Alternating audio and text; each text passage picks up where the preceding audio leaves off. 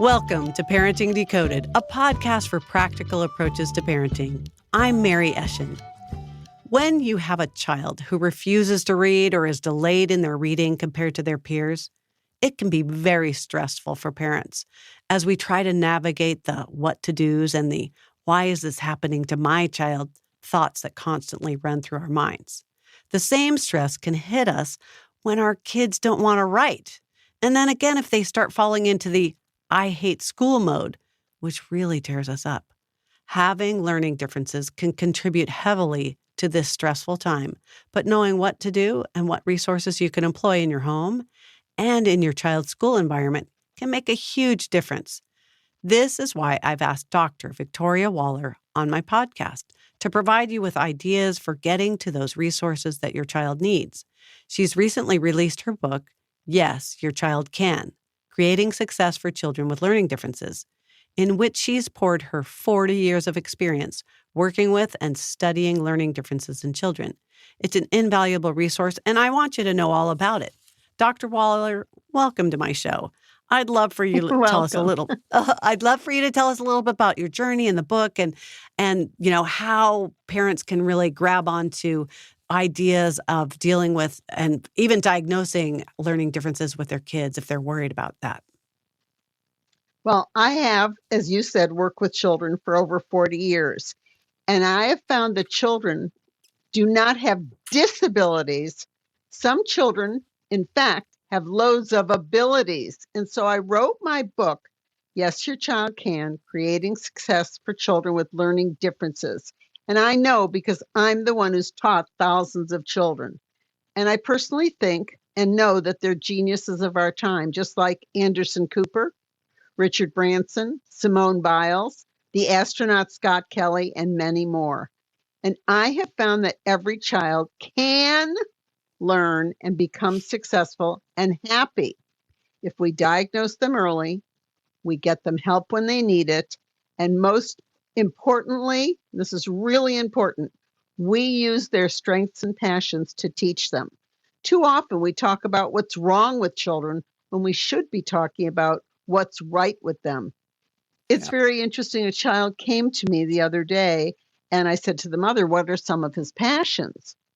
And the mother just went, he likes to do stuff on the computer. And I said, anything else? And she said, well, Legos. I thought, okay, so when he came to me, I bought a little $5 Lego set and he put it together in 2 minutes and he goes, I put together 10,000 piece Lego sets. I went, what? I said, I can't even put together a little one. I said, do you read? He said, no, I can't read. He said, I don't know how to read. I look at the pictures. I said, but looking at the pictures and following directions, talk about executive functioning. Yeah. I mean, he could do it. And I love sharks. I know the biggest shark expert in the world, Chris Fallows. You just happen to personally know the biggest expert. Absolutely. Well, because my students all like it, and I ended up meeting him on a trip. And anybody I meet, if he has anything interesting for my students, you put him in get hold of them. Oh, yes. Good. And he interviewed him like a real TV interviewer. He dictated the sentences to me, okay, because he couldn't really write and he wasn't really reading. But the mother could not believe he read, and he asked the questions because they were his questions. So he remembered what he said. Very smart child with learning differences. And I ended up teaching him to read because we talked about sharks and we did all kinds of interviews. It was fantastic. But my book is different because I'm not a medical doctor. I have every ADHD book there is. You open the book and there are pictures of a brain. I close the book. Every parent that I've worked with a child with differences, they have all the ADHD books, all the learning disability books. They open them up. And it's medical. My book is a step-by-step, and I use a child's strengths and passions. And I start with early intervention when you have a gut feeling. Something just came out from understood.org, and I was very upset. 48% of parents believe their child will snap out of it. And 33% of educators think these kids with differences are lazy. This is the saddest thing in the world. And it's interesting because the medical doctor, Dr. Ned Hallowell, who's a very big writer and a doctor, he said to me, Vicki, we have a lot more work to do. And I hope my book will help parents to see, if you have that gut feeling, this is what you do. What is the step-by-step? What is testing about? Parent came to the door and I opened the door and she looked like somebody had died. She said, they want to test my boy. They say there's something wrong with his brain. Mm. Well, he was going to a neuropsychologist to get a test. I talk about that. What do you do when you're taking the child? How do you prepare the child? How do you prepare the person who's going to test him? You talk to them before and talk about your child and what they like. What if they say, go on medicine? Okay. I have a chapter on getting past the fear of medication. Hiring the right person. I just met a girl, she's 32. Her second grade teacher took her as a tutor all the way through 12th grade. She was this brilliant woman, but she loved teaching second graders, but she knew all the stuff that she had to teach this kid in 9th, 10th, and 11th and 12th grade. And she said, she saved me. So find that person that will help your child. The team is important. Usually at the school, they'll have somebody that maybe is the specialist. Maybe they'll help you. You'll have the tutor for your child. It's not going away. You need to get help and you need to get the child help early. Well, and And what you do, I think let me just say oh, that you will do it with strengths and passions. If you use that little thing, that's what's going to help, because the child, I'm telling you, I never met a child with learning differences that didn't have something that they were passionate about and some strength they had. Yeah, and that's kind of what I was going to add just now. If like some of the interventions that I see are boring interventions, well, I guess we should be doing more flashcards. I guess we should be doing more, like this kind of rote memorization. And we were talking earlier about an example of how you worked with a class, a fourth grade class who didn't know anything about the United States, and you ignited their passion for different by thinking just outside the box. And I just think that a lot of classic things that we might have grown up with, where flashcards worked for me, and maybe it worked for my brothers and sisters or something like that, but my own kid, I might have needed to be a Lego mom. I might have needed to engage in their passions. My other son was a sports guy, and igniting the passion for sports in him as opposed to his brother. I just think that I'm based in Silicon Valley, and there's so much academic focus, and a lot of academics translates to boring memorization. And I love how in your book you talk about igniting those passions and tying learning to the passions, not learning to boring things that they need to know. And sometimes the parent has to do that because they may not be getting it in school. Right. So the parent has to use that. This one boy who came to the door started my whole journey. I had him when he was 7, and the principal told the mother that he was not smart, and maybe when he grew up, he would work at McDonald's.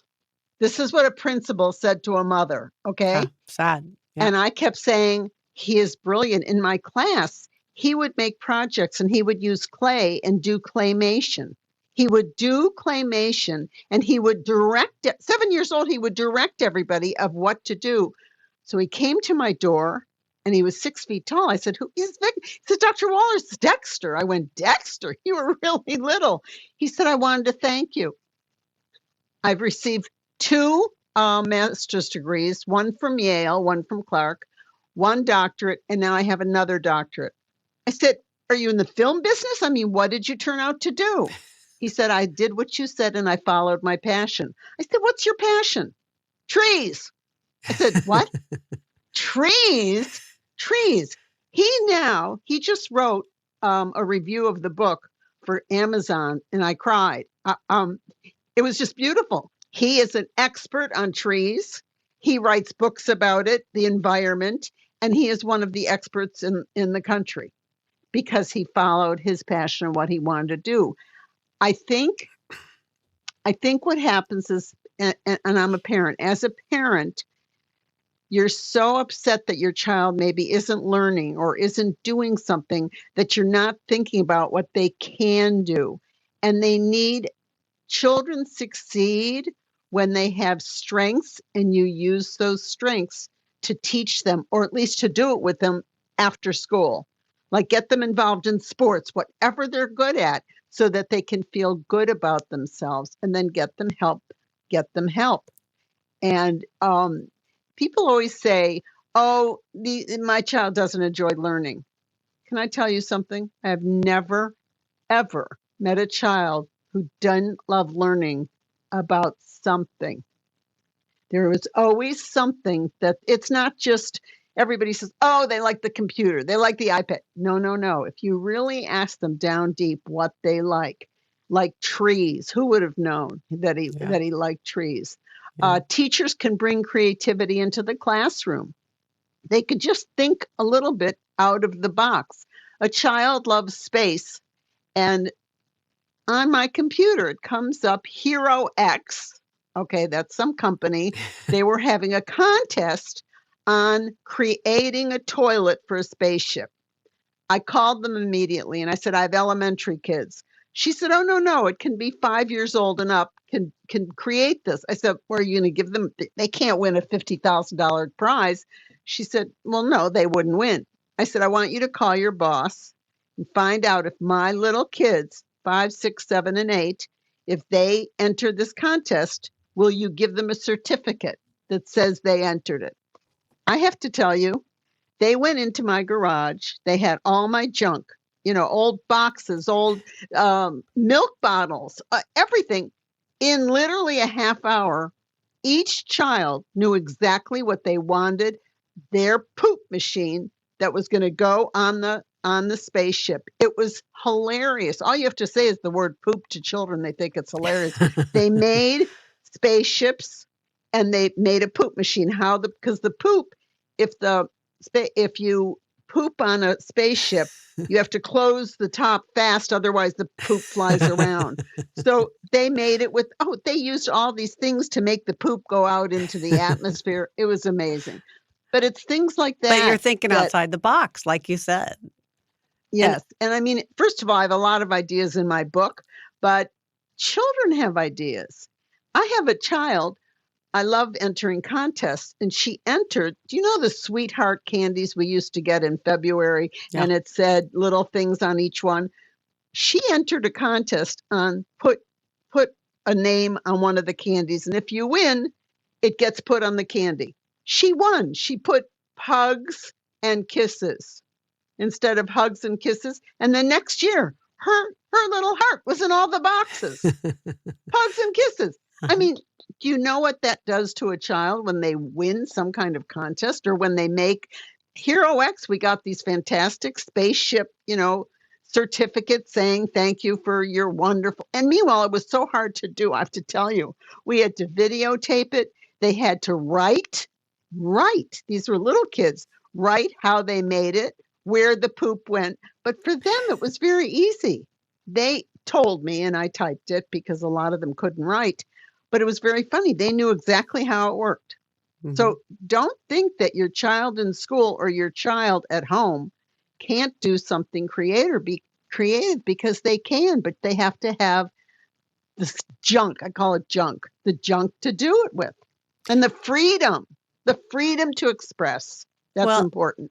And I also want to get back to something that I read in the book that I was happily surprised at in the, a kid's self-concept gets eroded away when they feel like, I can't read, or I can't write.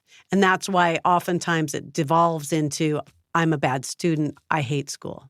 And one of the things I loved in your book was how you talked about reading and writing reading can happen on a baseball card. Reading can happen with an audiobook. Reading can happen in comic books. I remember when my boys were in like second and third grade, just, trying to get more into reading. Every boy in the class wanted to read the comic books that were in the library. Every single one. And the school limited the comic book selection at that school to be a very small set, but the kids still liked it. They still went to those limited set of comic books, but people look down on that. And it's like, I love how in your book, you give parents the freedom to audiobook is okay. It's still reading. A comic book is okay. All of those things. I know of a family who had, their son was into anime from a very young age all the way through high school. And the parents are like, oh my God, they're just into anime. Oh my God. They were so mad about it and felt that it was not good. And it's like, he's in college now. He's doing fine. And he had anime as his passion that helped get him through the tough parts of elementary and high school. And I just love how you unlock the freedom to parents to use other modalities than just like you have to go read Tom Sawyer. You have to read, some book that the kid finds really boring. It's funny. One of the children he loved, it's another one where the mother couldn't tell me what the child was good at. She had a list of what he couldn't do, but she couldn't tell me. And he loved whales. And whales, that was one of his things, which a lot of the kids like animals, but he liked whales. And it was just last year, a year ago, where the lobster fisherman was caught in the whale's mouth. I don't know if you know, this was on the East Coast. It was amazing. The whole thing was amazing. And I called him. I'm telling you, if you have Google, you can call everybody. I called him and I said, would he be interested? Would he please be interviewed on Zoom with my student? He said, yes. And the student wrote questions and interviewed him. And it was fascinating. I mean, he was in the whale's mouth and he knew that his breathing thing had come off. And he was that aware that he knew if I don't get that breathing back on, for sure I'm going to die. But it's not a shark because it was baleen. So he knew it was a whale. All of that went through his mind in 40 seconds. And then the whale opened his mouth and spit him out into the water. But it was, and this child who couldn't read or write, he was like a real TV interviewer. I like doing interviews. I really like that. Yeah, they seem to really be successful with your students. Well, now we have Zoom. Oh, so you could talk to somebody. You talk to somebody on the East Coast. You just have to watch out the time. But I mean, you can talk to anybody now. People are really nice about that. The book, the Treehouse books, and I love Andy Griffiths, and he writes the Treehouse books. And he will text my children, or he sends them. One little girl made a treehouse, and he wrote to her and he said, your treehouse was better than anything I've put together. Can you imagine being a child who thinks they're not smart, doesn't do good in school, isn't that great of a reader, and she reads his book, which is an easy read, but it's thick, but it's an easy read, and then she writes to him, and he writes back and says that she's better than he is. That child wrote in a paper, I'm going to cry. She wrote, it said, from school, write 5 things about yourself. She wrote, I'm smart, just like Vicki says I am. Oh, I mean, so that's better thing, because she had that interaction and the person told her she was smart. And Andy Griffith said, this is better than anything I could make. That changed her whole look on who she was. It was just fascinating. And when that happens, when that clicks and the child thinks, yes, I can, then they start learning to read and write. Right. Yeah. With the right help, of course. It has to be the right help, of course. It's so inspirational. And the other, in your book, you talk about different resources you could gather. And some of us aren't in a situation to be able to afford those resources. But in your book, you talk about how you as a parent can gather some of those resources and be that resource person for your child, and just giving you guidance on what it is that you could do to be creative. The end of your book where you have some information about how to get the most common 100 words, and you have some really useful help that parents can do themselves. I can't recommend the book enough, especially if you're worried about your kid you so much. Being, behind and things like that. I think I have to agree with you that every kid has the ability to learn, and being patient enough is to get there. It's another thing I was thinking about that I've been doing. There's this I've been doing, because I'm from Detroit, Motown. I do everything with music because everybody loves music. And I have to find the song. The song the children love this year is called I Don't Know About Bruno. I don't know. It's the worst song I've ever heard in my whole life. And I love music. And they all sing this song. Well, so I get the song, I print it out. Okay. And one of the kids said, Dr. Waller, it's going to, it's, he said, Dr. Waller, that song sticks in my head all day long. I said, well, I went through, it has every skill a child needs. It has blends, digraphs, suffixes, capital letters, periods, question marks. And all I did was for 2 weeks, I went, okay, you're going to learn these things because the teacher's talking about digraphs. You don't know what they are. And we took the words out of, I don't care about Bruno. Yeah. Parents can do that. They know what songs the kids like. If the kid is home and he doesn't want to do his blend paper, some boring ditto sheet, just take out Bruno if they like that, or any song they might like. All kids like music. They like the songs, any of the, movies that they've seen. Yeah. Well, it's just engaging them. Yeah, that again is being creative. And one of the things that I think that we as parents sometimes are afraid to ask the teacher for the permission to allow our kid to use a song for their writing assignment or their reading assignment or something, to tie in something more creative. And our kids just have to grin and bear it. I remember my son being in middle school and the teacher assigned the entire grade was reading the most boring book that's 150 years old or whatever. It's like, I'm sure there was some valid reason to have it, but everybody was bored with that book. And it's like, okay, if you have a kid with learning differences that you can't push through that, which, my son eventually got pushed through it, but it would have been much more enjoyable if we could have picked a book and worked with the teacher to say, hey, I want to encourage my kid to read instead of having them hate reading. And, some teachers are not going to let you, but I think it's worth asking. And that's trying. Right. It's funny. They're very funny about that. A third grade teacher, I sat in her room observing. Oh, she sat at the front on a stool. She was so boring. I could not, just reading out of a book. And the kids were all drawing and doing stuff at their desks and stuff. And I thought, how is he going to get through this? Because he was very smart, had learning differences, but which all of them are very smart. Yes, all of them are, because I've seen thousands. And he's the one that got strawberries. He picked strawberries to do. Okay. And he wanted to do the roller coasters and, cause that's what he loved. And I wrote her a note and said, could he just do roller coasters instead of strawberries?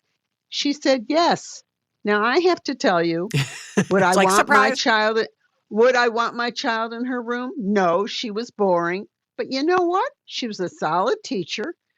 If you give a teacher, just say, gee, he really likes cars. Could he write it on cars? Do you know what I mean? If you ask nicely, maybe they would do it. Listen, maybe teacher won't do it. But this teacher, she wasn't a creative teacher. But if you asked her for something like that or wanted, she was fine at saying, okay. So I can't really say I didn't like her because I liked her because she said, okay, do what you want. She didn't care. I just want you to do a report. You have to have paragraphs. And so, in that way, it's very hard for a parent to go in, I think, and ask a teacher to change something. It is very difficult. There are some teachers that are very open, but there are some that are not. And if that happens, then you have to find those things that your child likes at home. And get in contact with the fishermen. You go on Google, you can find anybody's phone number. Your child you might not be able to find I've never found a baseball player or anybody like that, but I've found authors that the child likes. They will reply to my students. I have found, anybody that's in the news, like Robert Ballard. Robert Ballard found the Titanic. And my student was in first grade and he loved all the books on the Titanic. And I taught with this teacher. Oh my gosh.